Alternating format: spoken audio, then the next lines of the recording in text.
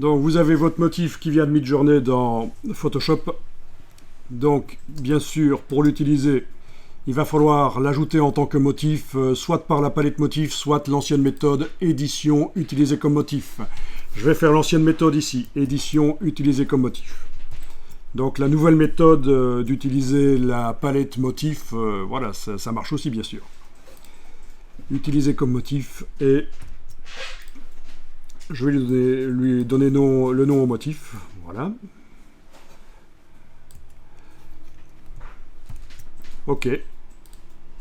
Quelle est la dimension de cette image? Il faut aller voir dans Images, taille de l'image. Dans mon cas, c'est du 912 sur 912. Donc il va falloir la répéter plusieurs fois dans une image. Là aussi, pour répéter un motif, il y a plusieurs solutions dans Photoshop. La méthode que je vais faire ici, c'est de faire une image plus grande. Donc là, on va dire que j'ai une image d'à peu près 1000 pixels sur 1000. Peut-être vous, c'est 500 sur 500. Bon, peu importe. On va faire une image 3 fois ça en largeur, 3 fois ça en hauteur. Par exemple, dans mon cas, 3000 sur 3000. Vous pouvez faire aussi 3000 sur 3000. Même si vous avez une image de 500 sur 500, ça va marcher. Alors on y va, fichier nouveau.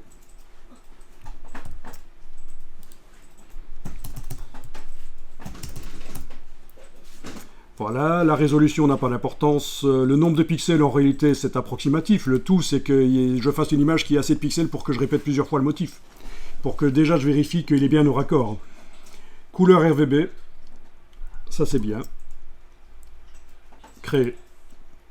Et voilà, l'image blanche dans laquelle je vais aller remplir le motif. Alors, on va faire édition, remplir. Remplir avec motif. Donc vous pourriez me dire à ce stade, oui, il existe aussi un calque de remplissage de type motif. Oui, c'est vrai. Mais là, je vais faire des pixels. Je préfère faire des pixels. C'est plus souple pour la suite, pour manipuler les choses. Après, les autres méthodes sont bonnes aussi. Ça dépend de ce qu'on veut faire. Donc, édition, remplir avec motif. Et bien sûr, ici, on va aller dans la palette motif, choisir le motif, le dernier qu'on a créé.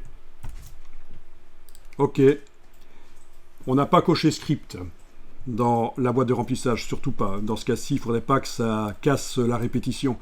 Script, c'est quand on veut faire un motif au départ d'un objet. On veut que Photoshop le multiplie. Mais là, on avait déjà des multiplications d'objets au raccord, et donc apparemment ça marche. Pas si mal que ça. Bon, bien sûr, il y a des chauves-souris là qui sont assez foireuses. Ça, c'est du n'importe quoi. Il aurait fallu que je retouche avant de l'utiliser comme motif. Mais c'est pas grave. Bon, ben, ce motif-là, vous pouvez l'enregistrer pour les archives.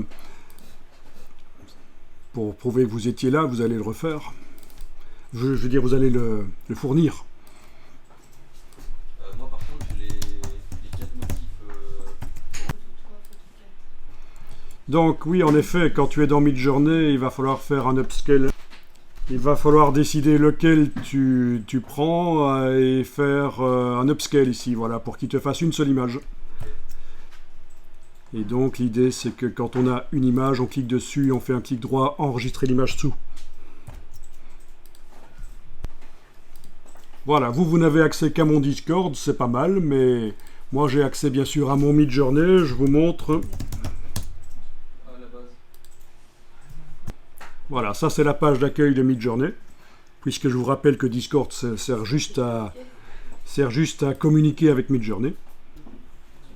Donc pour gérer tout ce qu'on a créé, parce que vous voyez que je suis déjà à 7800 générations, pour gérer tout ce qu'on fait, View All Collections, oui parce qu'on peut en plus faire des collections, classer les choses, donc on va plus loin que ce qu'on sait faire dans Discord. Bon, et là, je trouve les travaux récents. Il est possible que ce soit des travaux à vous, tout ça? Oui, hein, il y a des travaux à vous, forcément, puisque vous êtes sur mon Discord. Et donc, je les retrouve dans mon Midjourney, dans les nouveaux travaux. Voilà. Qui a fait Hello Kitty? Il faut être d'une perversité immense pour faire de Hello Kitty, quand même. C'est grave.